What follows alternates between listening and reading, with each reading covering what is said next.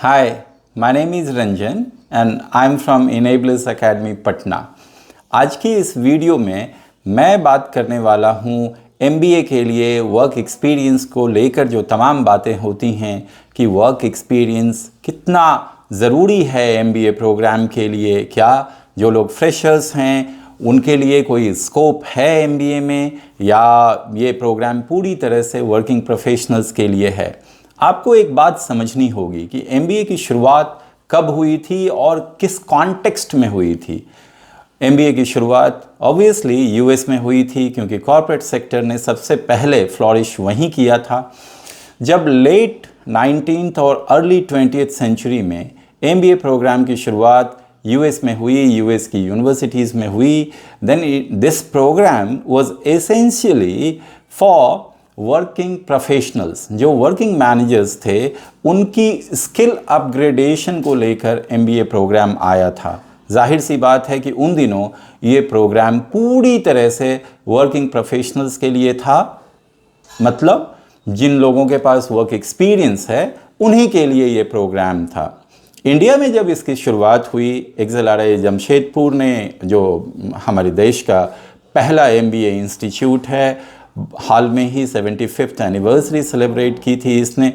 भारत में जब MBA programme आया, इंडियन कॉन्टेक्स्ट को अगर देखेंगे तो यहाँ लोग अपनी सारी क्वालिफ़िकेशंस को एक दफ़ा कंप्लीट करके और एक बार जॉब में आने के बाद वो फिर अमूमन पढ़ाई नहीं करते। अब तक का ट्रेंड ऐसा ही रहा है।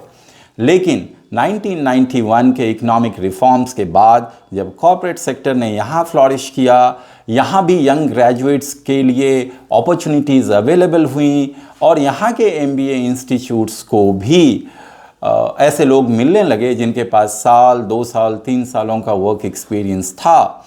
तो वर्क एक्सपीरियंस को MBA सिलेक्शन में इंडिया के अंदर भी खासी अहमियत दी जाने लगी। आज की तारीख में आप ये जानते हैं कि एनवायरनमेंट बहुत ज़्यादा कॉम्पिटिटिव हो गया है। आज MBA इंस्टीट्यूट्स के पास ऐसे एस्पिरेंट्स आते हैं जिनके पास साल भर का, 2 सालों का, 3 सालों का वर्क एक्सपीरियंस है।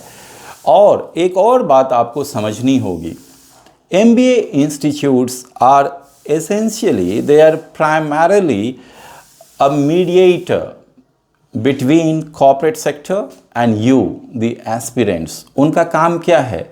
उनका काम है कॉर्पोरेट सेक्टर को एम्प्लॉयबिलिटी के हिसाब से बच्चों को ट्रेन करके देना। कॉर्पोरेट सेक्टर की अगर डिमांड ऐसी होती है कि हमें ऐसे ही बच्चे चाहिए जिनके पास प्रायर वर्क एक्सपीरियंस हो, तो फिर तो MBA इंस्टीट्यूट्स भी यही काम करेंगे। एक और बात आपको समझनी होगी यहाँ, MBA इंस्टीट्यूट्स आपके ऊपर फाइनेंशियल बर्डन नहीं डालना चाहते। वो नहीं चाहते कि आप यहाँ 15 लाख, 20 लाख, 25 लाख, 30 लाख रुपए लगाकर आएँ और बाद में आपको एम्प्लॉयमेंट लेने में परेशानी हो। That will be really a disastrous situation. Keeping all these factors in mind, if I talk about this scenario today, then आज की तारीख में जिन लोगों के पास वर्क एक्सपीरियंस है वो डेफिनेटली एक हाईली एडवांटेजस पोजीशन में हैं।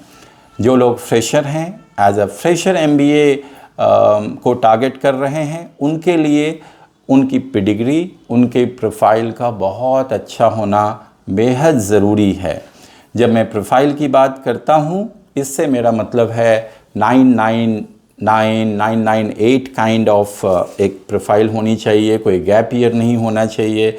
Extra curricular activities, extra curricular achievements होनी चाहिए आपके पास। तो ये तमाम चीज़ें हैं। अगर आपकी प्रोफाइल एक एवरेज प्रोफाइल है तो मेरे हिसाब से, मेरा ये पर्सनल ओपिनियन है कि you should go to industry, you should acquire some work experience before heading to MBA। तो मेरे ख्याल से ये वर्क एक्सपीरियंस का जो इशू है, जो एक एस्पेक्ट है, उसको लेकर आपके पर्सपेक्टिव्स बहुत हद तक रिफाइंड हुए होंगे।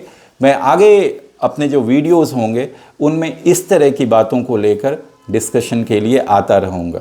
Thank you so much.